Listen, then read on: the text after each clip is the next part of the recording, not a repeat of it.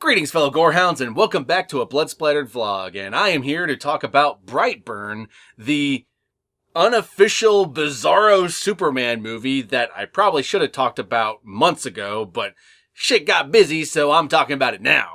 First off, a little bit of backstory. Brightburn is a movie I've been looking forward to a long time, ever since James Gunn said that he was working on some sort of evil Superman movie. I was totally down with that concept, and I love James Gunn and his work, so I wanted to see what he would do with that concept. Now, unfortunately, it turns out James Gunn was just producing this movie, and that the movie itself was written by his brother and one of his cousins. Which, I will admit, did sour my expectations a little bit, because at the end of the day, it was James Gunn I was looking forward to the most, and if he was not going to have as much creative input on this as he did Slither, then, well, the movie might not end up being very good. But then they released the official trailer for the movie, and lo and behold, the movie looks great! So naturally, I had to see the movie to see if it lived up to that trailer and my previous expectations. And I am quite happy to report that I thoroughly enjoyed my experience watching Brightburn. It's not by any stretch of the imagination the most amazing horror movie I've seen all year. Because when you break it down to its bare essentials, it's essentially a slasher movie with a Superman-like character as the slasher. And beyond that, there isn't too many surprises. You kinda know where the movie's going from the get-go. Though that's not to say there isn't no surprises, there is at least one that I was not expecting, which I'll talk about when we get to the spoilers. But overall, this is just a by-the-numbers slasher film that happens to be executed really well with Superman injected into it.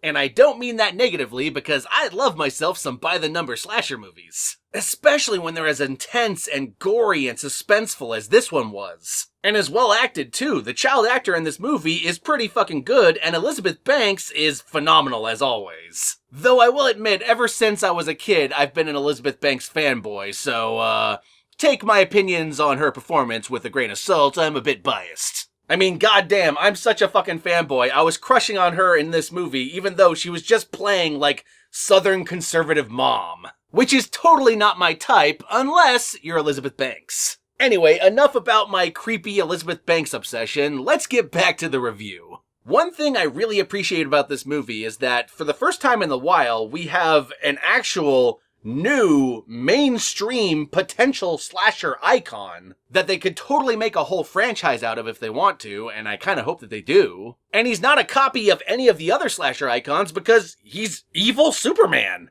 That's about as different from Michael Myers or Jason Voorhees as you could possibly get. Though, to be fair, he is still kind of a farm boy gone murderous, which is a very popular trope in horror, but that's besides the point. Anyway, if you like yourself a good slasher movie, even though this movie is more superpower stuff than actual slashing, but don't think for a minute it is not gory as fuck, because it fucking is. And if you like yourself the cross-section between horror movies and superhero stuff like Blade or Chronicle, or even to a certain extent Carrie, then you should absolutely check out Brightburn for yourself and see how good it really is. And with that said, my fellow gorehounds, I'll include an Amazon affiliate link in the description below, and if you click that link and pre-order the movie, or buy the movie, or rent the movie with that link, I will get a kickback from it. And believe me, every little bit helps to keep the show going.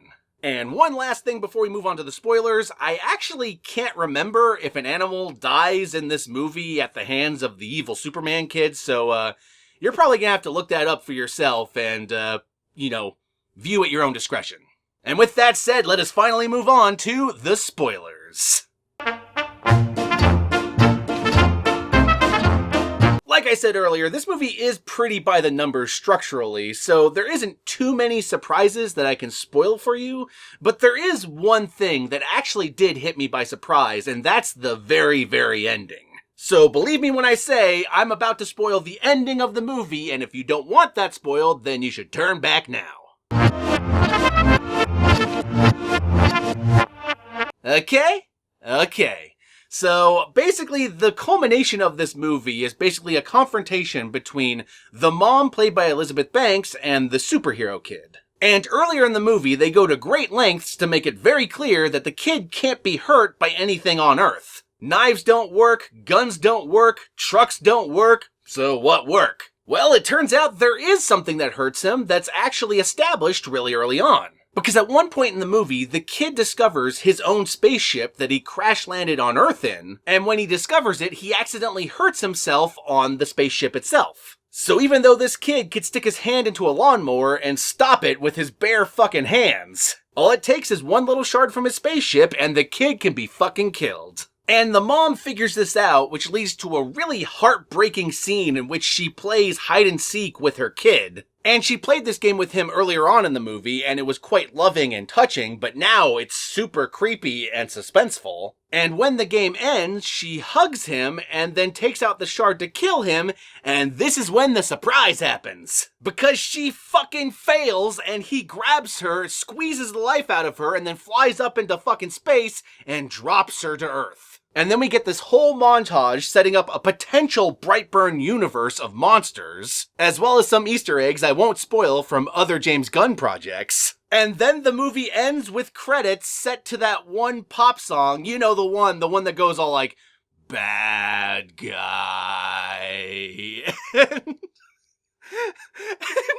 it's a lot funnier than I think the filmmakers intended, but I dug it. And that's the end of the movie. Like, I was not expecting her to actually lose. I didn't expect them to go all the way with, no, evil Superman is here and he's gonna cause chaos everywhere. And it's like, god damn, this ending hit me really hard because the thing about this movie is that unlike some slasher movies, which try to do a little bit of like comedy in between like the horror, the recent Child's Play remake is a good example of a horror movie that does that really well. This movie focuses way more on the interpersonal drama between the parents and their kid and the kid and his interfacing with the world. And it does it so goddamn well that I was fully invested in this family and I wanted them to find a way to either fix the kid or stop him from ending the world. And by the time it reached the point where she was holding up a shard from the ship and willing to kill her own son, I fucking started to tear up. I ain't gonna lie.